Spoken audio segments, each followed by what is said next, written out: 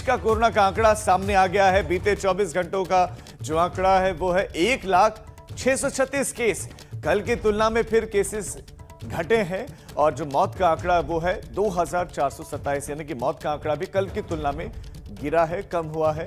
कुल पॉजिटिव मरीजों की संख्या 2,89,09,975 पहुंच गया, जबकि मौतों की बात करें कुल मौत 3,49,186। लेकिन जो आंकड़ा है ये राहत देने वाला है कि कहां 4 लाख के पार केस थे और अब 1,0636 केसेस ही आए हैं।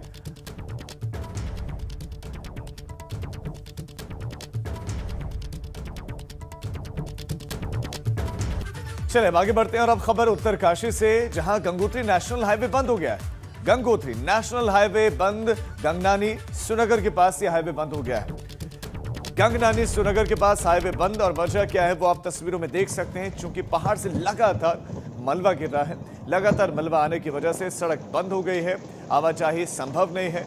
संभव तभी हो पाएगी जब जेसीबी की मदद से मशीनों के जरिए इस मार्ग को खाली किया जाएगा। लेकिन वो तस्वीरें आप देखिए, ये नेशनल हाईवे है और ये राजमार्ग बंद है।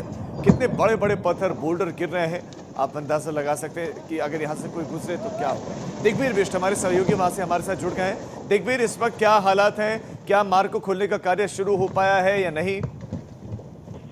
जी राजीव, आपको बता दूं, कल तेज बरसात होने के बाद जो कि गंगोत्री नेशनल हाईवे एक बार फिर से बंद हो गया और जो कि गंगनानी श्रीनगर के पास काफी बड़ा भूस्खलन हुआ है। भूस्खलन होने के बाद जो कि अभी तक मौके पे बीआरओ है और बीआरओ का ये कयास लगाए जा रहे हैं कि लगभग आज देर रात तक मार्ग खोला जाएगा। लेकिन जिस तरह से जो मलबा आ रखा है और बड़े बड़े बोल्डर आ रखे हैं, तो ऐसा लगता है कि आज दिन भर ही मार्ग बंद रहेगा। तो वहीं जिस तरह से बरसात हो रही है, बरसात से जो जगह जगह की जो खबरें आ रही है नुकसान की, तो वहीं आपको बता दूं कि कुरोला के जो कुमोला रोड से आगे 1 किलोमीटर मखना गांव पड़ता है। वहाँ पे 2 मकान जो कि उनकी चादरें उड़ चुकी थी। वहीं गांव के लोग काफी भयभीत में थे। तो जो लगातार शाम को बारिश हो रही है, जिससे जो कि आम जनजीवन प्रभावित हो रहा है। आम जनजीवन, आप दिग्वीर बता रहे हैं कि प्रभावित हो गया है बदले में मौसम की वजह से भी, और इस बारिश की वजह से भूस्खलन भी हुआ है। बड़े बड़े बोल्डर गिरे हुए हैं, इसीलिए परेशानियां बढ़ गई हैं, क्योंकि इनको हटाने में काफी वक्त लगता है। बड़ी खबर अब दिल्ली से। सीएम तीरथ सिंह रावत का दिल्ली का दौरा, और दिल्ली दौरे का तीसरा दिन है। सीएम तीरथ सिंह रावत दिल्ली में है। उत्तराखंड के सीएम तीरथ सिंह रावत के दिल्ली दौरे का आज तीसरा दिन, लिहाजा आज के दिन भी कई मुलाकात वो करने वाले हैं।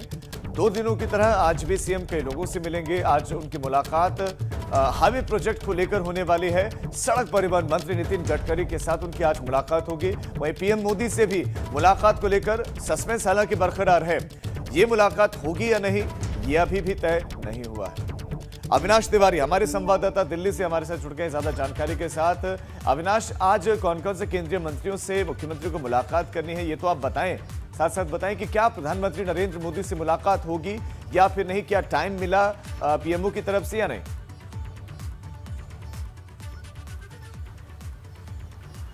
जी देखिए राजीव, अगर बात करें तो मुख्यमंत्री की आज जो मुलाकात प्रस्तावित है उनमें सड़क परिवहन मंत्री नितिन गडकरी हैं, जिनके साथ बातचीत होगी तमाम सारे हाईवे प्रोजेक्ट्स को लेकर, और खासतौर से जो 4 धाम परियोजना चल रही है, जो केदारनाथ, बद्रीनाथ, गंगोत्री, यमुनोत्री हाईवे को लेकर, इसको लेकर भी बातचीत होगी। इसके अलावा अगर बात करें तो यही 4 धाम प्रोजेक्ट सीमावर्ती इलाकों पर भी जा रहा है। खासतौर से अगर बात करें पिथौरागढ़, माड़ा, इन तमाम सारे इलाकों पर जा रहा है। तो इनमें जो दिक्कतें आ रही हैं इसको लेकर बातचीत होगी केंद्रीय सड़क परिवहन मंत्री के साथ।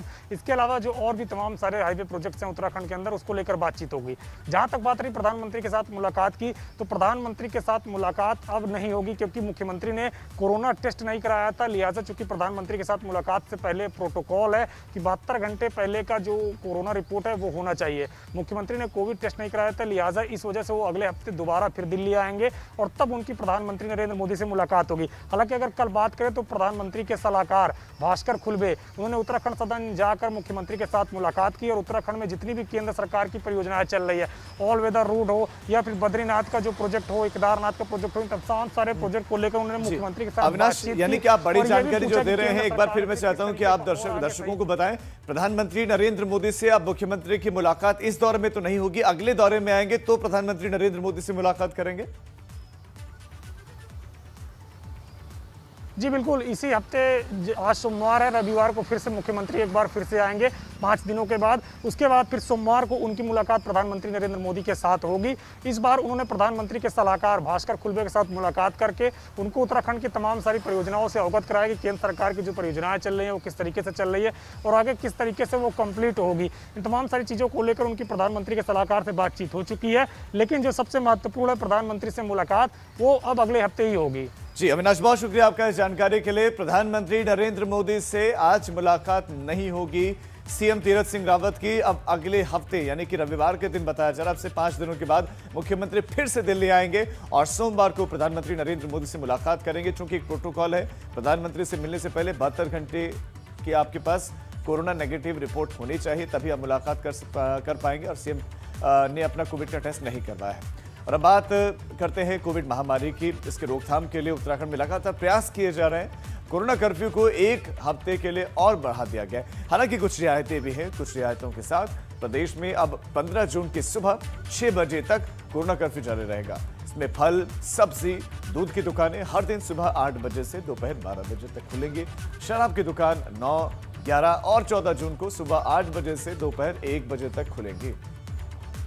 उत्तराखंड में कोरोना कर्फ्यू 15 जून तक बढ़ा दिया गया है, लेकिन इस बार सरकार ने कुछ रियायत देने की कोशिश की है। ये फैसला इसलिए लिया गया है क्योंकि उत्तराखंड में कोरोना के मामले लगातार घट रहे हैं। इस बार राज्य सरकार ने कोशिश की है कि व्यापारियों के हितों को ध्यान में रखते हुए कुछ बाज़ारों को रियायत दी जाए। इसमें खासकर जो कपड़े की दुकानें हैं, स्टेशनरी की दुकानें हैं, राशन की दुकानें हैं या ऑटोमोबाइल्स की दुकानें हैं, इसके अलावा जो अन्य दुकानें हैं, फोटोकॉपी की दुकानें हैं और तमाम जो ड्राईक्लीन्स की दुकानें हैं, और ऐसी तमाम दुकानों को खोलने के लिए अलग अलग दिन निर्धारित किए गए हैं। ये दुकानें सुबह 8 बजे से लेकर 11 बजे तक 1 बजे तक खोली जाएंगी। तो कह सकते हैं कि हल्की राहत देने की कोशिश की, लेकिन व्यापारी अभी इस बात से नाराज है। लेकिन सबसे बड़ी बात है कि इस बार कोरोना कर्फ्यू के दौरान सरकार ने शराब की दुकानों को 3 दिन खोलने का निर्णय लिया गया है। ये दुकानें 9, 11 और 14 जून को खोली जाएंगी। सुबह 8 बजे से लेकर 1 बजे तक शराब की दुकानें इस बार खोली जाएंगी। तो कह सकते हैं कि सरकार ने व्यापारी हितों को ध्यान में रखने के साथ साथ अपने वित्तीय संसाधनों को भी बढ़ाने की कोशिश की है, ताकि कोरोना के दौरान जो लगातार सरकार वित्तीय संकट से जूझ रही है उससे भी उभारा जा सके। व्यापारी लगातार अभी इसका विरोध कर रहे हैं कि सरकार ने बाजारों को खोलने का जो समय है, जो वक्त है, वो कम निर्धारित किया है। उनकी डिमांड है कि इसे और ज़्यादा बढ़ाया जाए ताकि बाजारों में भीड़ ना हो। लेकिन सरकार अभी भी कोरोना कर्फ्यू को कंट्रोल करने के लिए कर्फ्यू लगा रही है ताकि जो मामले हैं वो घटते रहें, बढ़े नहीं। देहरादून से अपने सहयोगी क्रिस्टोफर लॉरेंस के साथ पंकज राणा, एबीपी गंगा। दिल्ली और यूपी में अनलॉक की प्रक्रिया शुरू हो गई है। ऐसे में उत्तराखंड में भी अनलॉक की प्रक्रिया जल्द शुरू हो सकती है।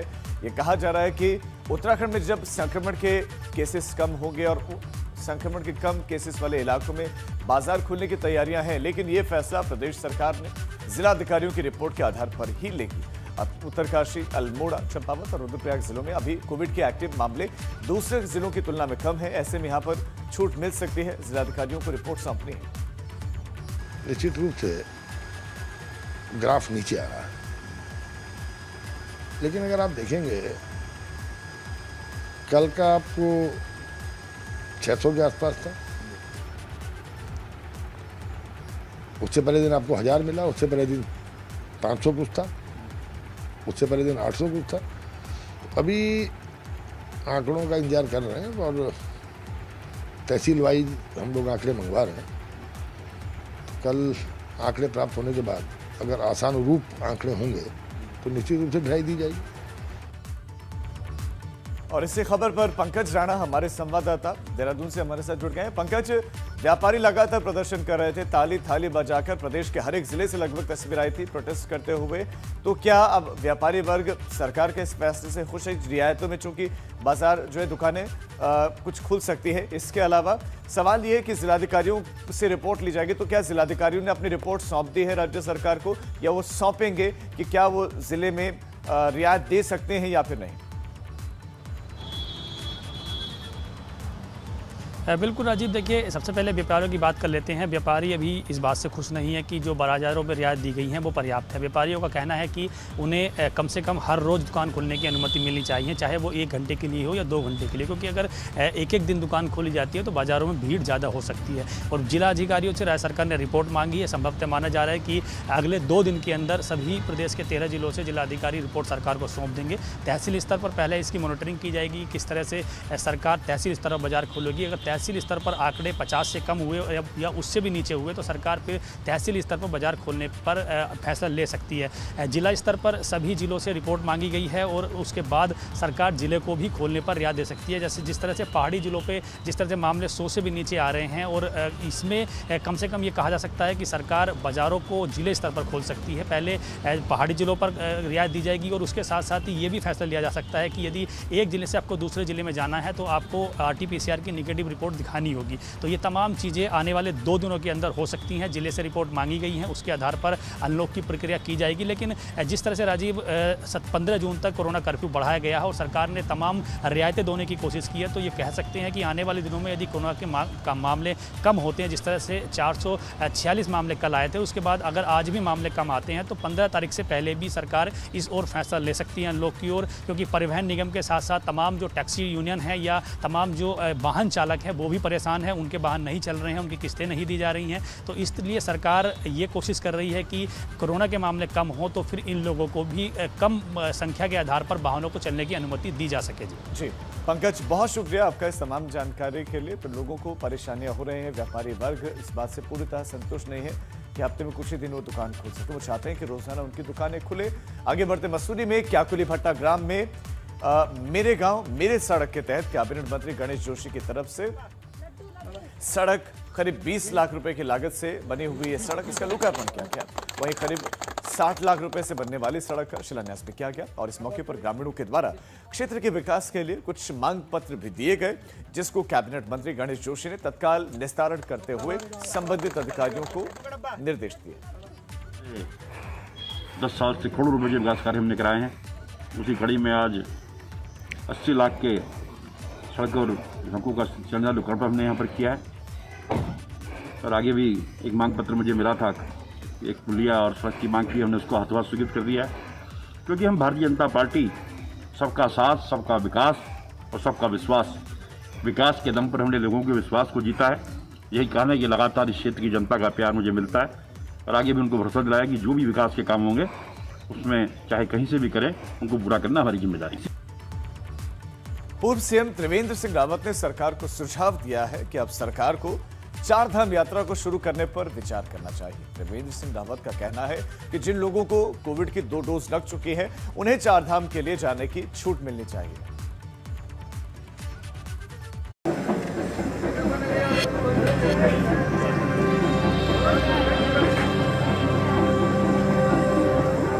जैसे वैक्सीनेशन हो गया जिन तो हमको धीरे धीरे सेक्टर को खोलना ही है, खोलना ही चाहिए।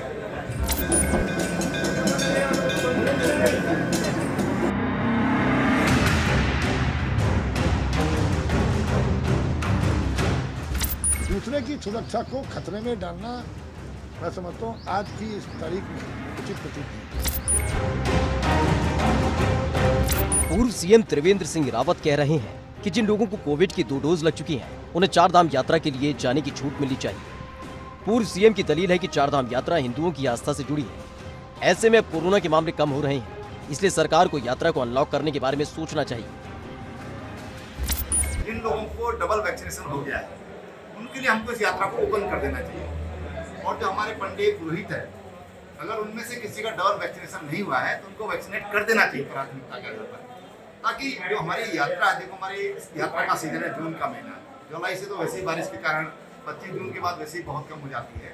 तो अगर हम 10, 15, 20 दिन अगर यात्रा को खोलते हैं और जो वैक्सीनेशन जिनका डबल हो चुका है तो उससे एक तो लोग जो ईश्वर के प्रति आस्था है, विश्वास है, उनका विश्वास वो अपना वहाँ पर बंधन करना चाहते हैं तो उनको एक आत्मिक सुख मिलेगा। कोरोना की वजह से अभी तक 4 धाम यात्रा को शुरू करने का फैसला नहीं लिया गया। अभी सिर्फ तीर्थ पुरोहित ही मंदिरों में पूजा अर्चना कर रहे हैं। पूर्व सीएम के बयान पर राज्य सरकार के प्रवक्ता सुबोध उनियाल ने कुछ इस तरह से जवाब दिया। त्रिवेंद्र जी मुख्यमंत्री रहे हैं और जब कोई भी सुझाव देंगे तो उसमें निश्चित रूप से गंभीरता होगी, लेकिन इस बारे में हम लोगों ने विचार किया था। लेकिन उसमें प्रश्न ये आ रहा है कि जिसका 2 डोज लग चुकी वो स्वयं तो सुरक्षित है, लेकिन वो कैरियर भी है। दूसरे की सुरक्षा को खतरे में डालना मैं समझता हूँ आज की इस तारीख में उचित प्रतीत नहीं है। उत्तराखंड में 20 जून के बाद मानसून की बारिश शुरू हो जाएगी।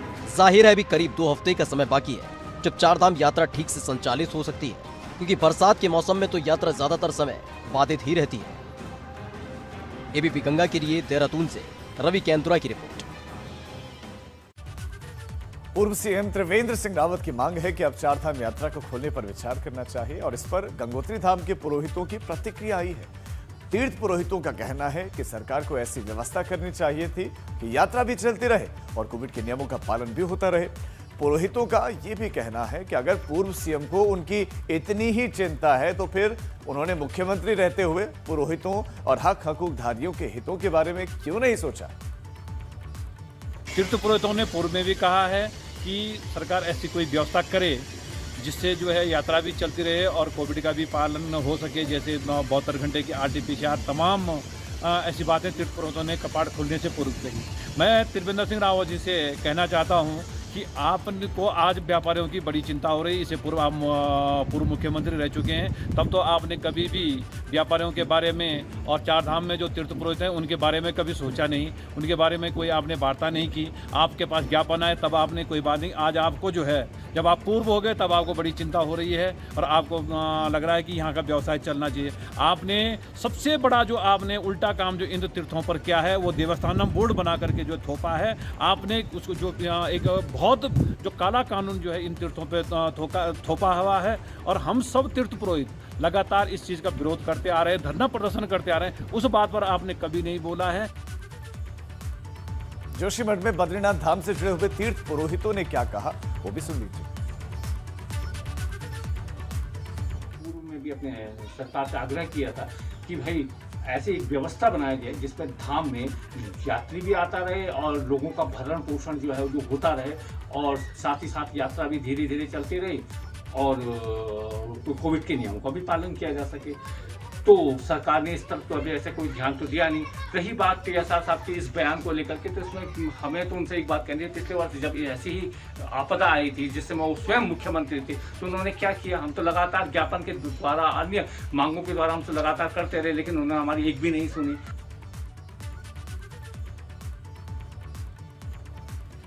कोरोना के संक्रमण से बचने के लिए जहां एक तरफ डॉक्टर इम्यूनिटी बूस्टर लेने की सलाह देना, तो वहीं लोग मटके का पानी पीना पसंद कर रहे हैं और यही वजह है कि काशीपुर में इन दिनों मटके की डिमांड बढ़ गई है।